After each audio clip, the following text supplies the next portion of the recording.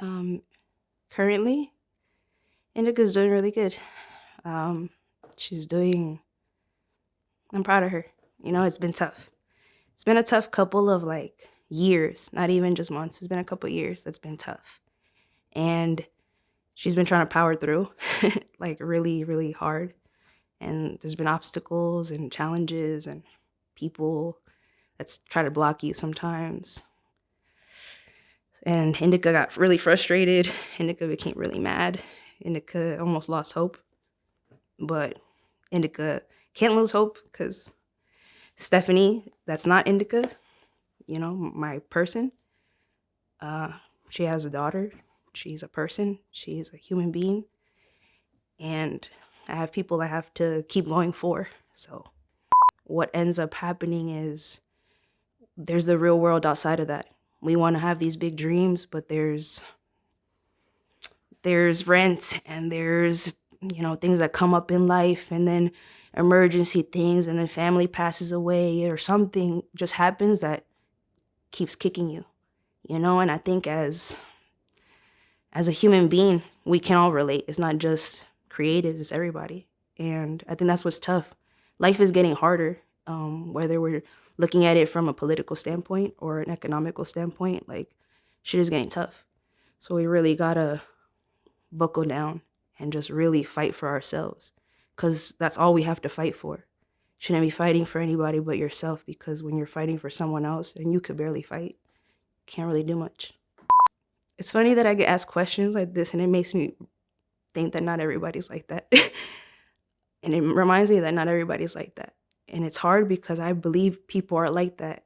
And then it comes to bite me in the ass a lot of times. And I have that trait because that's my mom. My mom is like that. My dad is like that. My family is like that with me. So I treat people like they're my family, even when I don't know them. And I've always been that way. I help people when I was helpless. I didn't have nobody helping me, but I'll help them. Helping those hands, one day, I don't need them in that moment, but hey, if I ever need a helping hand, who would ever turn around, right? So that comes from that, knowing what it's like to be a little kid in your room and not having nobody with you, a friend to really lean on. Because personally, I went through bullying. I went through real tough shit as a kid. So that's why I'm like that, because I don't want anyone to feel what I felt. My family, my parents were born in Mexico, and so was my brother. So they came to the country looking for better opportunity. They came with nothing, and they really fought to make something of what they felt was a dream. And they really fought really hard, and they did it. They saved a lot. They sent their money to Mexico, and they never spent $1. And then when they went back to Mexico, I think a family member had robbed all their money. So they had more than $500,000 almost, I think, saved, and someone took all of it. And they were left with $0. And my parents tell me the story that they were going to separate. And in that moment, my mom found out she was pregnant with me, and they ended up staying together. And they ended up coming back to New York and doing it all over again. We lived in a 1-bedroom apartment in Corona, Queens, which is the hood. I used to go to IS-61. And we all were in 1 bedroom, all 4 of us. Me and my brother had a bunk bed. My brother is 8 years older than me. My senior, 8 years my senior. So that's why when I was 8 years old, I started rapping because he was 16 years old. So at 8 years old, I had a 16-year-old that was my best friend. So he put me on to Nas and Eminem and Cool G Rap, Slick Rick, so much stuff that I wanted to be a part of because he was a part of it, because I just looked up to my brother. And my mom and dad just always were working. My mom, I barely saw her because she was working so hard. And my dad was like my mom and my dad at home, because he worked and then he would come home, cook, and do a whole bunch of stuff that usually a lady does, right? So I grew up seeing things so differently than what people say.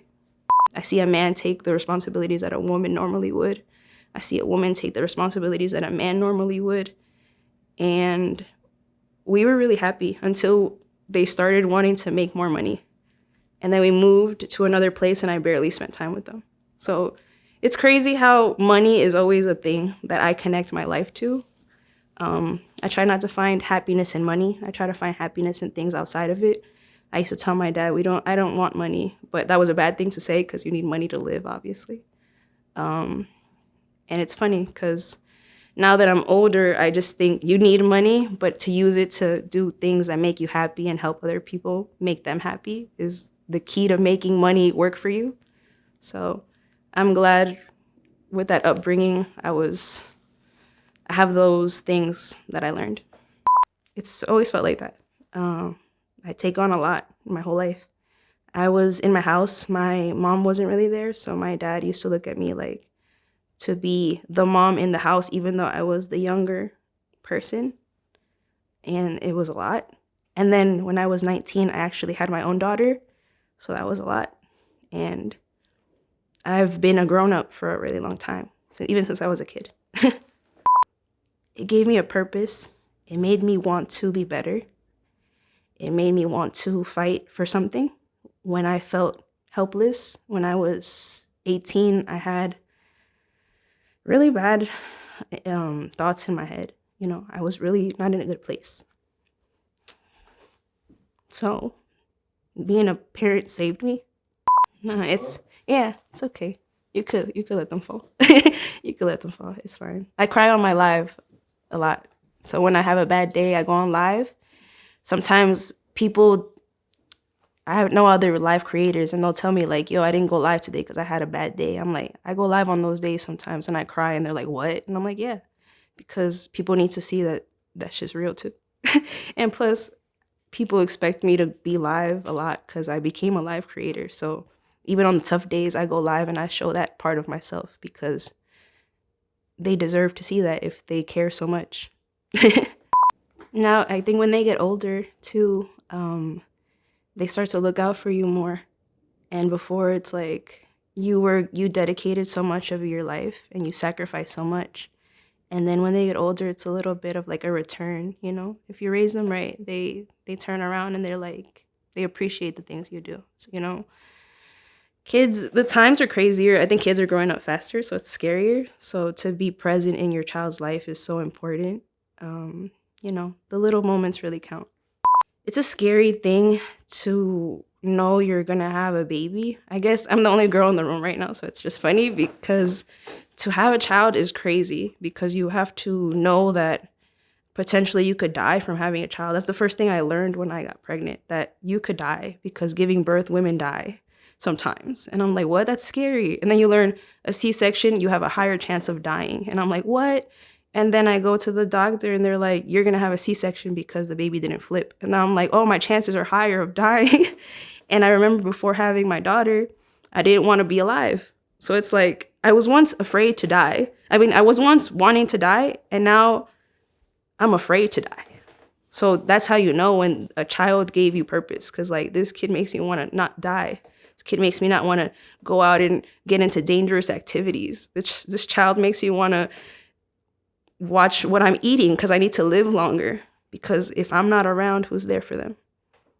I was raising my daughter on my own. So I had my parents were helping a little bit, but I wanted to get my own job and everything because I'm like, this is how I'll get there faster. So I'm like, okay, I got a job at a receptionist place. I was doing the work they were telling me. And then I started noticing things that made me unhappy. Like the lady that worked right next to me was the boss's daughter. So she would want to go home early so she could spend time with her son before he went to sleep.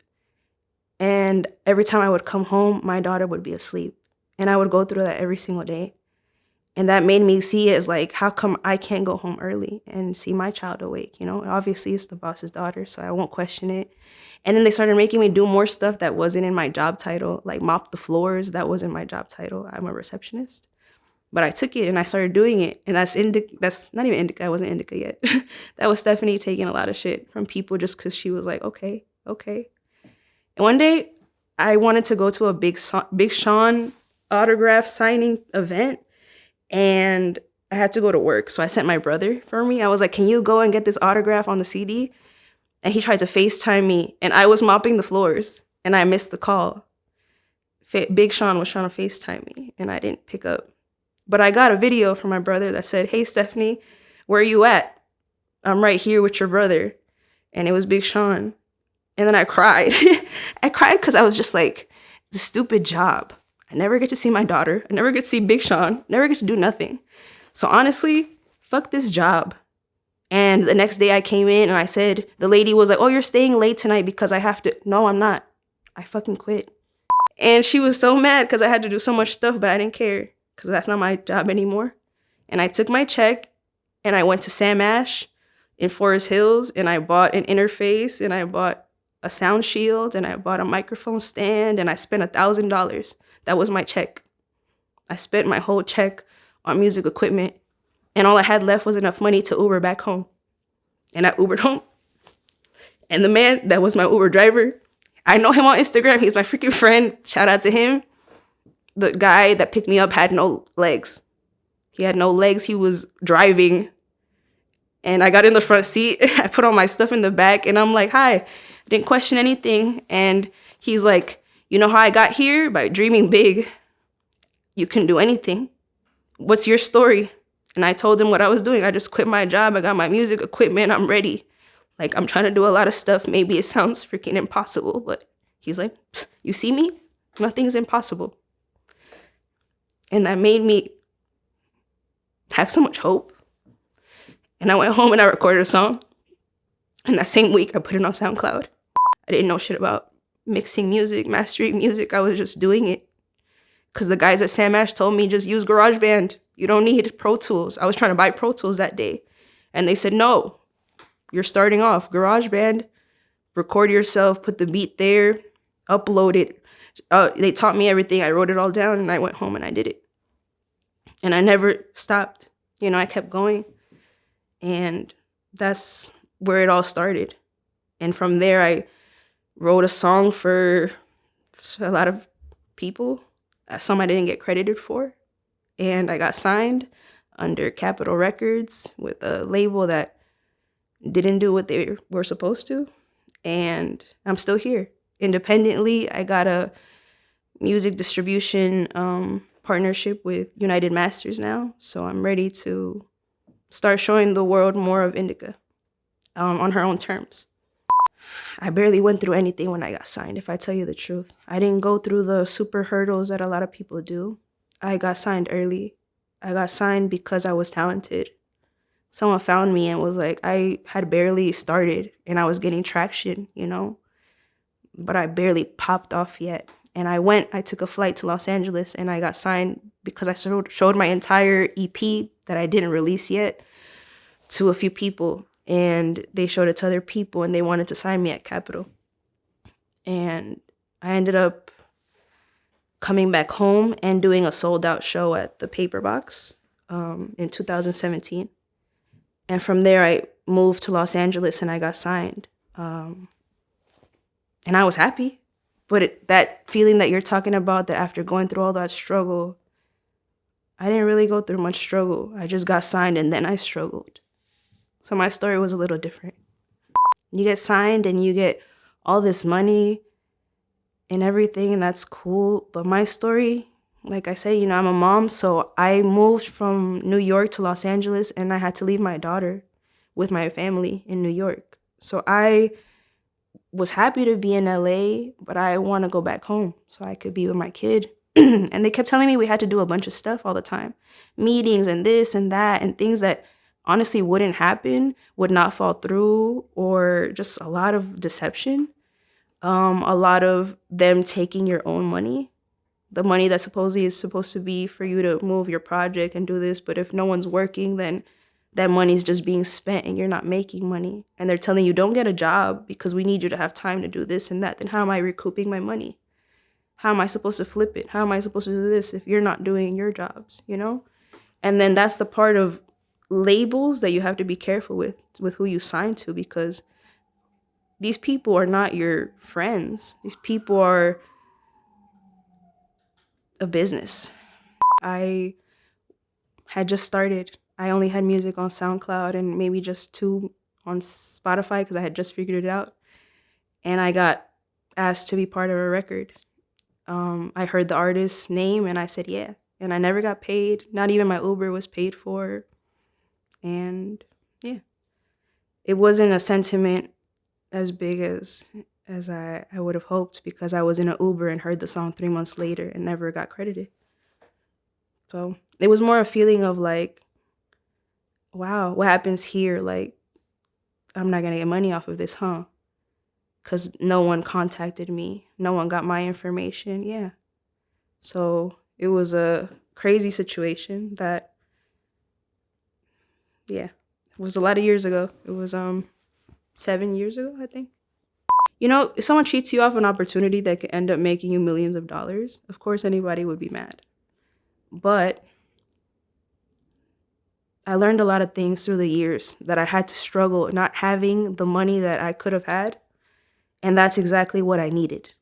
I needed to struggle. I needed that lesson, because sometimes you get money and you're dumb. You have fun, you do a lot of shit, and then you end up with no money again.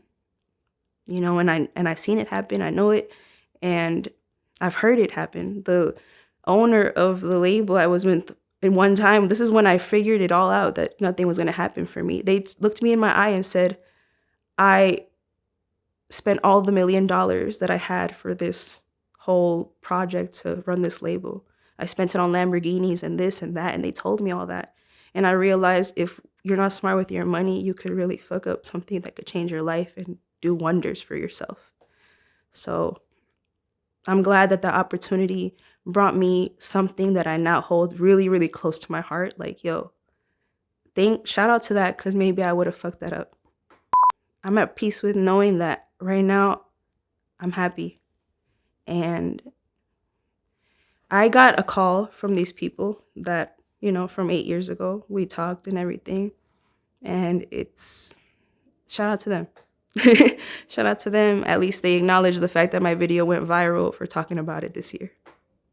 Yeah, I've been doing that for a while now. And I feel like every time I'm speaking up for myself, people are telling me to shut up.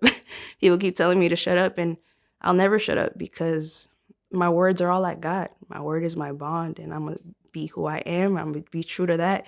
And if people don't feel it, then they're not on the same frequency, and I'm never mad at it. I'll always speak up for the people that can't, for myself, and for anybody.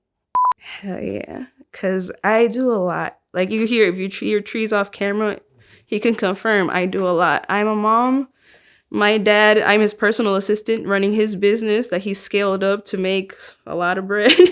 Me, on the personal side, I'm a live creator. I run a vintage shop on Poshmark since I was 18 years old. That's like almost past 15 years, to be honest. I've been doing that. I'm trying to make music and grow my music and stuff. And yeah, I do a lot. So when I go live, this is so funny, because when I go live, I'm in my room, right? I'm in my room and people are like, what, you didn't go to work today? That's what they always say, because I always go live in my room. Guys, I work every freaking day. And if you see me in my room, that is me working too, because I'm on live. There's days where you wake up and you don't feel good. You don't have a good day. Your landlord's on your ass. Things are bad. Freaking, you parked and now you got a ticket. Shit is going bad. But you still got to go to work. You can't not show up to work, right? So live streaming is the same. These people, this is their job. So it's even crazier, because imagine being at your job and like you're working trying to fold a shirt and someone's here saying, you look fat, you look ugly, you're this, you're that. And they're saying all this meme shit, right, to your face as you're trying to do your job. This is a live creator. Live creators are on live trying to show themselves their talents, blah, blah, blah. And they're seeing you guys, oh, what's this? Da, da, da, all the negative shit, just because most of the time, because people cannot find the balls, honestly, to just turn on their camera and do it themselves too.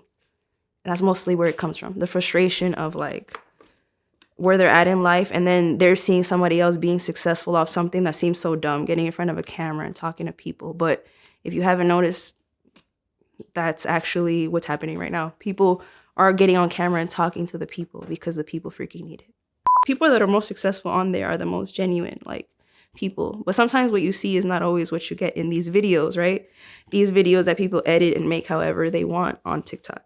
Live creating is different because you're sitting there for a whole hour, 2 hours, 3 hours talking with your chat. So they're seeing you for who you really are, to be honest. You can't fake a whole 2-3 hours of your time.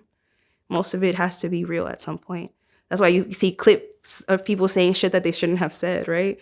Like, oh, look what he said, and they caught him because he was being a human being. You caught them in a real moment. These live streamers are probably realer than the people that like you don't ever see live. You just see their lives through social media posts, but never them initially having a heartfelt conversation and connecting with their communities.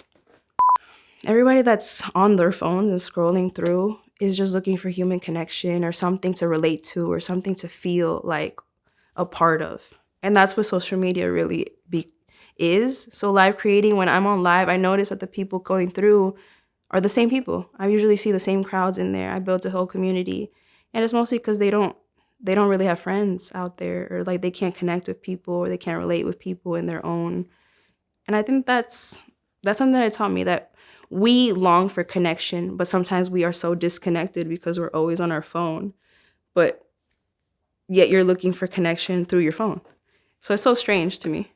But yeah, it's taught me that we just are longing to relate with each other.